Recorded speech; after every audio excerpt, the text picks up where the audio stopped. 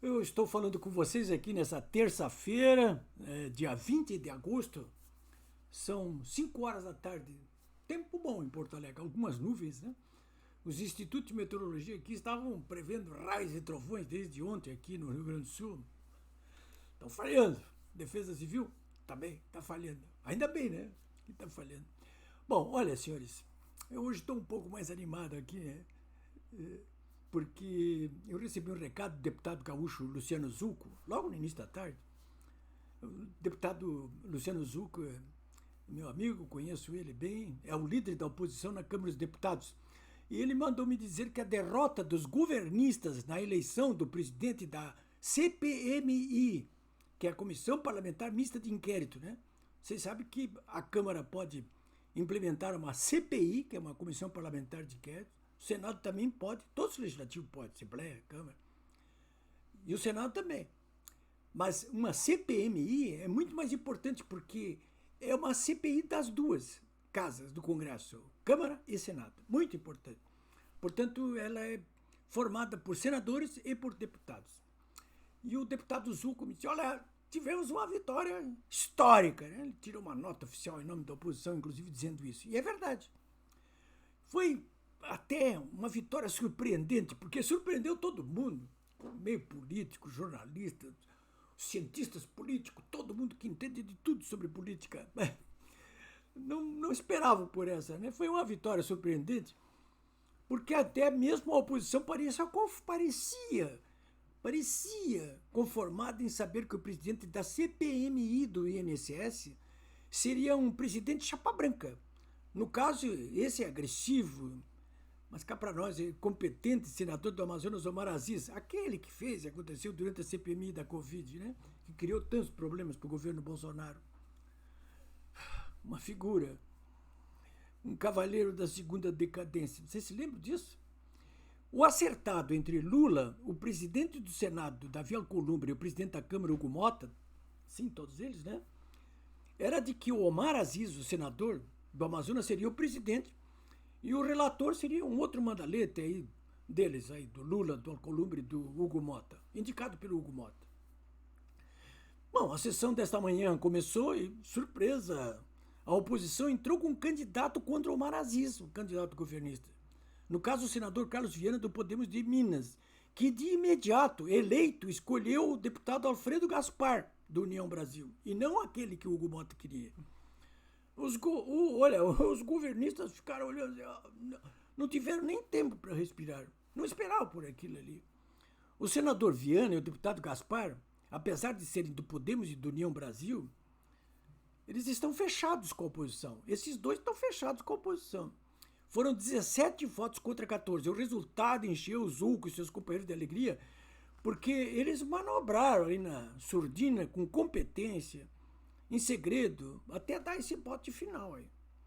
Mas tiveram a maioria. É um problemão pro Lula, para essas pessoas aqui, ó. Primeiro, pro Lula, que ia tentar emplacar governistas e com isso fazer qual palanque contra o Bolsonaro.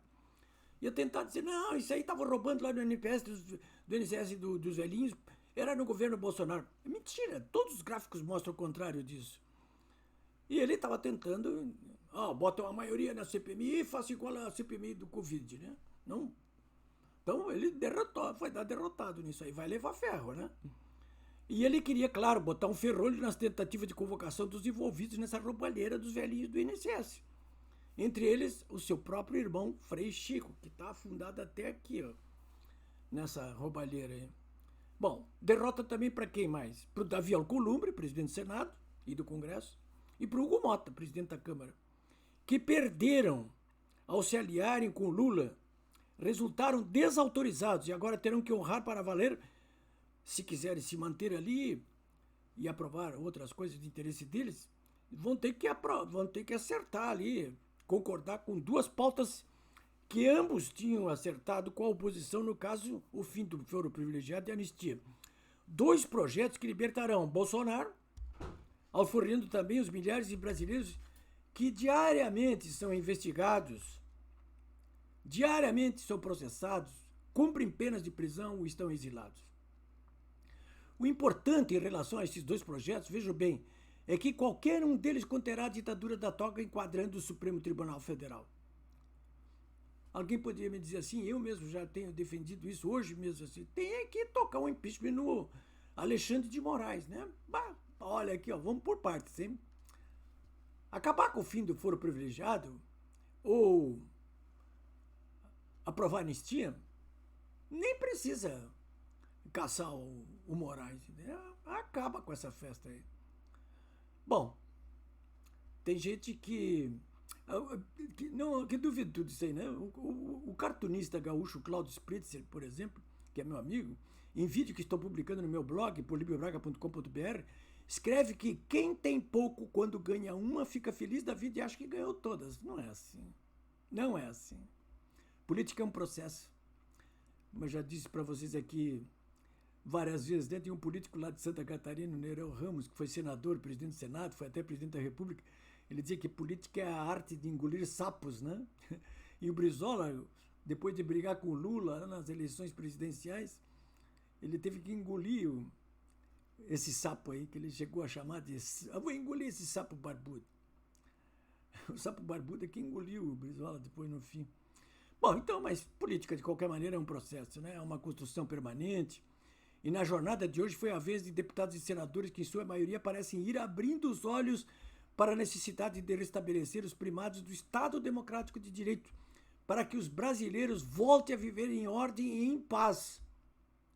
E não nesta desordem da ditadura da toga, não nesse sistema de guerra permanente aí movido pelo Alexandre de Moraes. Bom, por último, eu quero lembrar para vocês aí, olha, não esqueçam as manifestações de 7 de setembro, hein? Vamos para a rua, eu vou para a rua.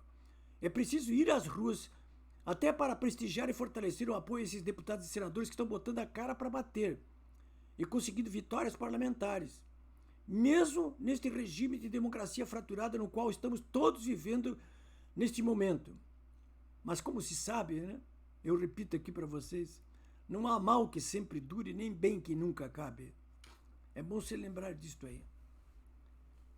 E não deixe de me acompanhar no meu blog polibiobraga.com.br, porque tem muito mais ali, além disso tudo que eu estou falando com vocês nesse comentário aqui dessa terça-feira aí. Um dia, segundo o Zuco aí, hein? De vitória, hein? Espero que não seja uma vitória de pirro, né? Depois ganhar essa batalha e perder a guerra, né? Acho que não. Vamos ver.